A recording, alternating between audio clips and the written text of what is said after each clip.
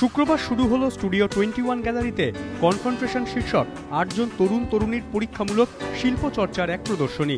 প্রদর্শনীতে অংশ নিয়েছেন অঙ্কন বন্দ্যোপাধ্যায়, অপু দাশগুপ্ত, চন্দনা মুখোপাধ্যায়, দেবস্মিতা সামন্ত, দেবতোষ ধর, পাপ্পু প্রধান, তিমির ব্রহ্ম এবং সুমন্ত মুখোপাধ্যায়।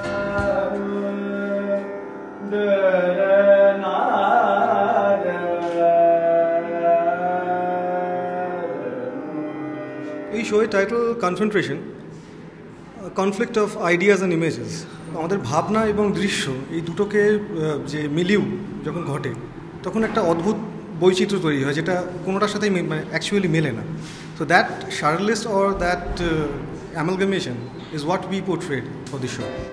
নতুন প্রজন্মের ভাবনা চিন্তা এই প্রদর্শনীতে দর্শকদের উৎসাহ ছিল চোখে পড়ার মতো। স্টুডিও 21 সিমা গ্যালারির একটি অংশ। তরুণ শিল্পীদের শিল্পকর্মকে তুলে ধরাই এই প্রদর্শনীর মূল লক্ষ্য। প্রদর্শনীটি চলবে 14 জুলাই পর্যন্ত। মনোজিৎ সরকার, এবিপি আনন্দ, কলকাতা।